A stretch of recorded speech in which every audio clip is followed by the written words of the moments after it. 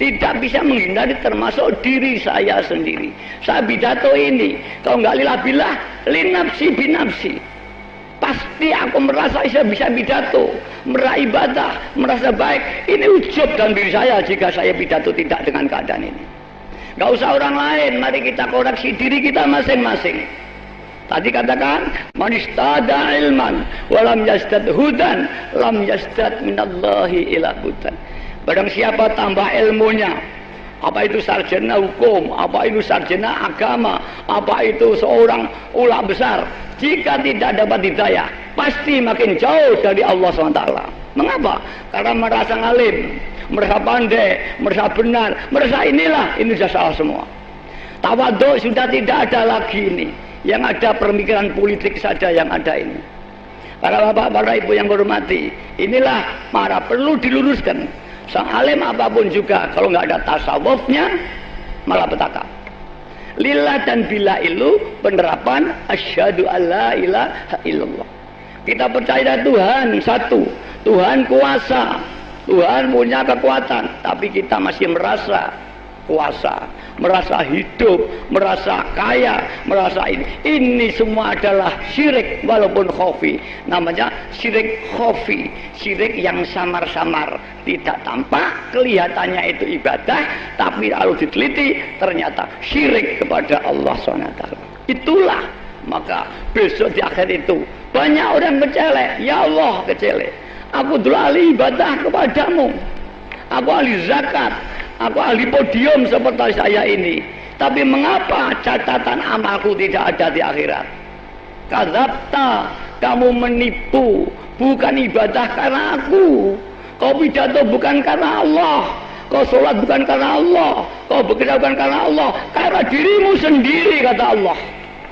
Maka kau tidak akan ada amal sama sekali walau ahli. Maka dikatakan Rasulullah SAW, umatku nanti ada yang di dunianya ahli ibadah, ahli amal, ahli pidato, ahli ngaji, tapi dia di akhirat tidak punya catatan apa-apa. Dan ada umatku yang kelihatannya dia tidak pernah ibadah, tidak pernah ngaji, dia kelihatannya hanya orang biasa, orang nakal, tapi dia hatinya bersih, baik. Dia nanti yang panen di akhirat penuh dengan amalnya. Ini kata Nabi. Saya lupa bahasa Arabnya. Karena itu mari kita hati-hati. Yang alim, yang pandai, hati-hati. Apalagi yang bodoh harus lebih hati-hati. Terutama saya sendiri. Jangan sampai saya bicara ini didorong oleh nafsu. Sama saja mencuri, mencuci pakaian kotor, dicuci dengan air yang kotor tidak akan bisa bersih. Membersihkan hati, dibersihkan dengan hati yang jelek tidak akan baik. Maka doakan saya pidato ini ya dengan lillah dan billah. Sebab kalau nanti saya billah, aura yang keluar dari mulut saya kepada hati sampean itu busuk semua, yang tidak akan bersama dengan taufik hidayahnya Allah SWT. Maka mari bersama-sama mohon kepada Allah, kita diberi taufik hidayah dengan Allah Ta'ala, menjadi orang-orang yang dikehendaki Allah Subhanahu Wa Ta'ala. Yang kedua, lirasul dan birasul. Lirasul, semua perbuatan kita nyati ibadah kepada Allah. Di samping itu kita bisa ibadah, bisa tahu baik dan jelek. Ini jasa Rasulullah. Ini dilatih setiap naik nafas. Mari dilatih semua merunduk melatih. Ini yang bicara hati ke hati, bukan telinga. Mari.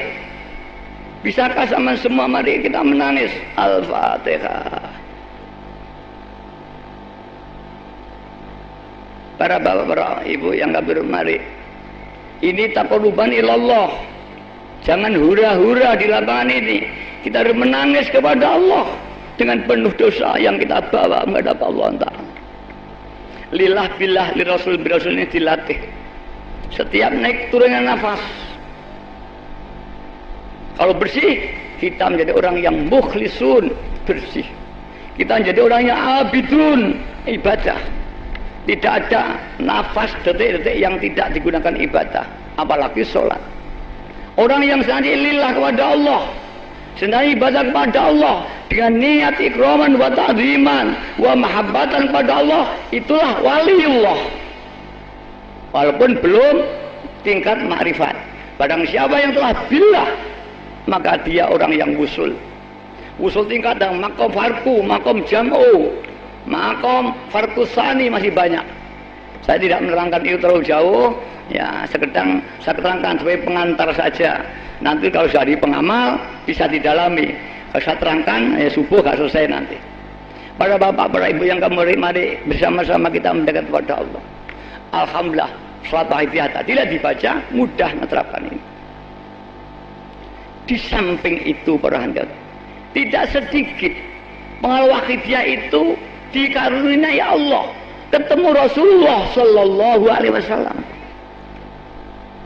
Dulu sangat jarang sekali, sulit ketemu Rasulullah. Pengamal wahidiyah banyak, ya Sayyidi ya Rasulullah 100 kali. Ru'yan Nabi Sallallahu Alaihi Wasallam. Seperti tadi saya ke Batu Ampar, saya ke Makom Mujadah, pengamal kita ditemui Mbah Abu Samsuddin Batu Ampar, diberi petunjuk-petunjuk gitu dan lapor dengan saya. Soal begini di waktu banyak orang yang ketemu Rasul, ketemu orang-orang yang mati banyak, bahkan banyak para makbaroh itu kirim salam pada saya. Sunan Ampel pernah kirim salam dengan saya, Ki Ageng Selo kirim salam dengan saya, banyak. Dia katakan, salamku pada Romo Yai karena aku berusaha tidak jadar. Terima kasih, sampaikan nanti kalau suasana. Saya sering orang umrah dan haji, saat itu salam saya kepada Rasulullah Sallallahu Alaihi Wasallam. Dan banyak yang dijumpai Rasulullah bisa membalas kepada saya salam itu. Wah, mosok kamu semudah itu bisa ketemu Rasulullah? Bukan kita, ini fadlnya Allah. Kalau nggak percaya dicoba saja, bukan kecam mengecam ini. Dicoba, kalau enak, kalau nggak enak ditinggal, gitu aja. Ini amalan, enak kan? Nah, jangan wah nggak mungkin kamu orang kepet ketemu Nabi. Suudzon dulu belum ini. Itulah fadlnya Allah diberikan kepada siapa saja yang dikehendaki. Mungkin orang kere, mungkin orang besar. Rasulullah SAW pernah berwasiat kepada para sahabat, besok setelah aku mati, ada orang yang paling dekat kepada Allah dan doanya paling jabain. Kalau kau menangi ya Umar, ayah bakal semua, mintalah doa kepada orang itu. Siapa Rasulullah? Wes al-Qarani. Abu Bakar mencari sampai mati gak ketemu. Kemudian Umar bin Khattab tanya di sekitar Ka'bah, adakah orang yang namanya Wes al-Qarani? Yang disebut-sebut Rasulullah orang dari Yaman. Satu saat ada orang seperti pengemis tidur di Ka'bah. Ka'bah nggak seperti sekarang ini, dulu sepi. Adakah kamu semua yang namanya Wes al-Qarani? Ada orang jembel tidur dengan jubah yang kasar. Aku Wes al-Qarani.